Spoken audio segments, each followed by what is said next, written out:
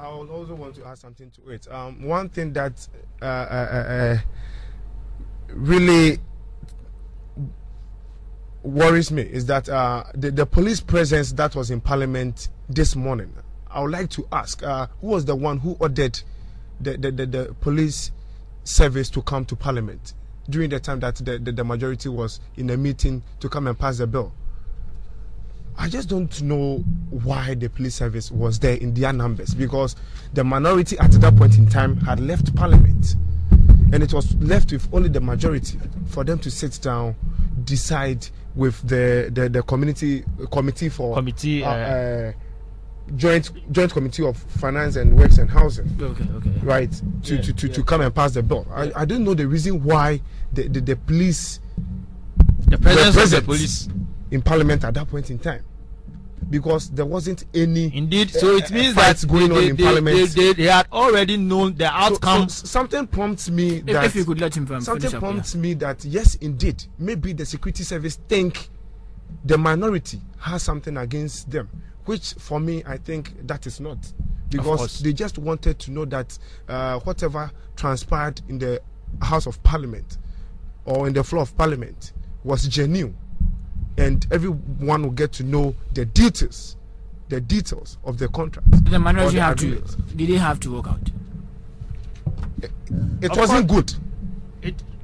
It wasn't good on the part of the minority to work out, because although the Supreme Court had served them a writ, but they could have sat down to at least witness the proceedings, as in whatever that goes on, so that in future, even if this bill is passed and it doesn't go on well, they can come back to tell the people of Ghana that yes, indeed, they witnessed the meeting of the majority, but then they were not part in the negotiation or passing of that bill.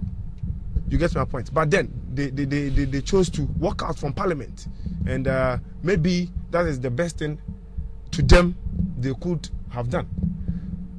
So one thing that worries me was about the security presence that was in Parliament. That's the reason why I wanted to add my voice. Okay, quickly, Nana, your last take on this before we move on to some other issue. You would realize that Mr. Kwabena Bonfe had already taken the issue at hand and went to the Supreme Court to seek a review and interpretation of the Constitution. Fine.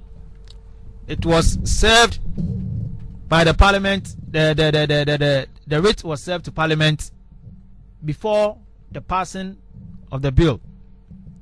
Ideally, for instance, I presume it was unconstitutional. And that aside, you could also tell for the fact that this is a sole sourcing, which means that the Ghanaian is going to give whatever that the Koreans need. It is very appalling, because there was no public tender to this effect, that assuming that if indeed there is any Ghanaian company which, when giving all this support, would have been able to also implement the same project. So entirely, I believe that whatever transpired yesterday was unconstitutional and need to be reviewed. Thank you. Okay, thank you very much, Nana Mafu and Emmanuel Osage. This is still your Community Watch on Focus 943. 28 minutes after 91406. You type F, leave a space, and follow with your message. We are up until 9:30 tonight, when the Kingston vibration from Raskuma takes over from us here in the studios. But for now, 14060, type F, leave a space, and follow with your message.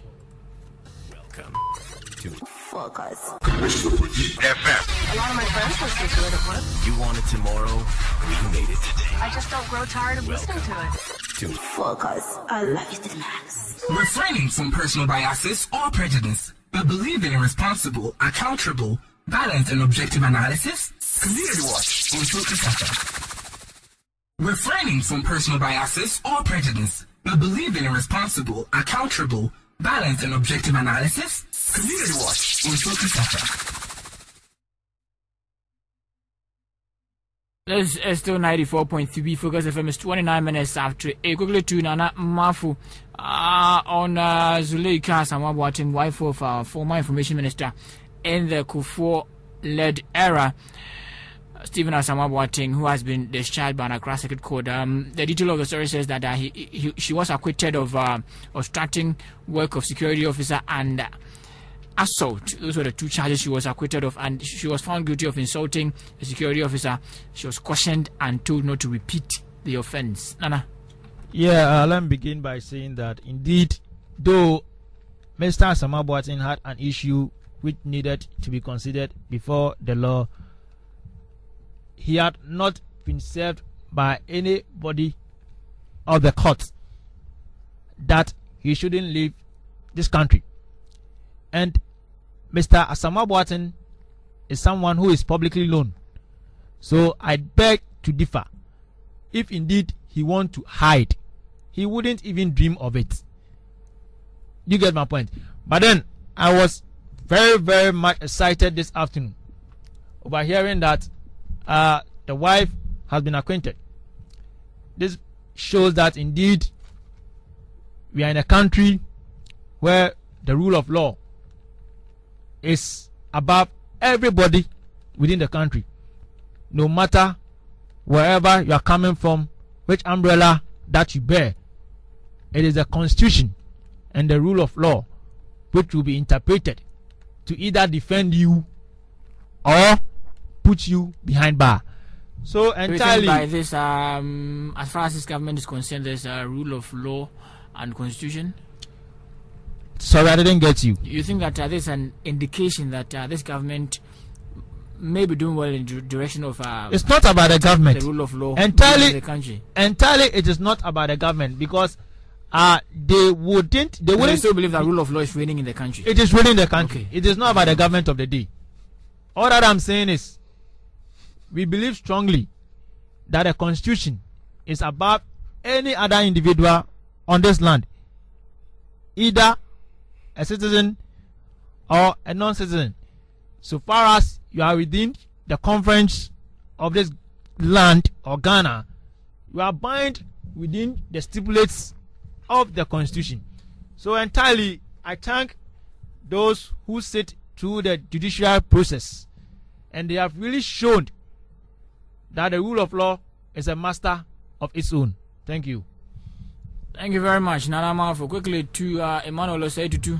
Well, Uncle Atta, I'm very happy that the case that was sent to court this afternoon, Zuleika was acquitted of obstructing the work of the security service and also insulting the security service, and she was charged for insulting the security service, and they've pleaded acquitted her that yes, indeed, she shouldn't practice that act again.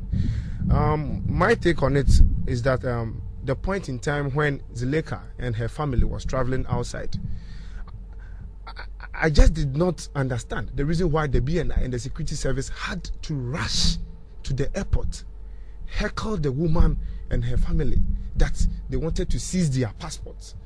And before God and man, they were not in their uniforms. Exactly. And any normal human being who has his passport that is going to use to travel will never give that passport to someone who is not in the uniform of the security service. Exactly. So what would have prompted her to insult them? You get my point? Or obstruct them from doing their work? Any normal human being could have done that. So I'm very happy that, as you were saying, that democracy and the rule of law has been practiced, and to the latter. Yes, and the woman has been acquitted. I'm very happy. So I would say kudos to the judiciary service. Okay, thank you very much. Emmanuel Osei-Tutu, quickly on that one, Asamoah-Boateng's wife, Zuleika-Asamoah. We're going to the MPP's Congress, which is on Saturday. We've given you details of how the arrangement is going to be like. I'll quickly go through them for you again. in summary here on your community watch on Focus 943. But it's on the 7th of August, that's on Saturday, within 230 constituencies across the country. This time around, it's not going to be held at a particular point, but it's going to be dispersed around the 230 constituencies where delegates from these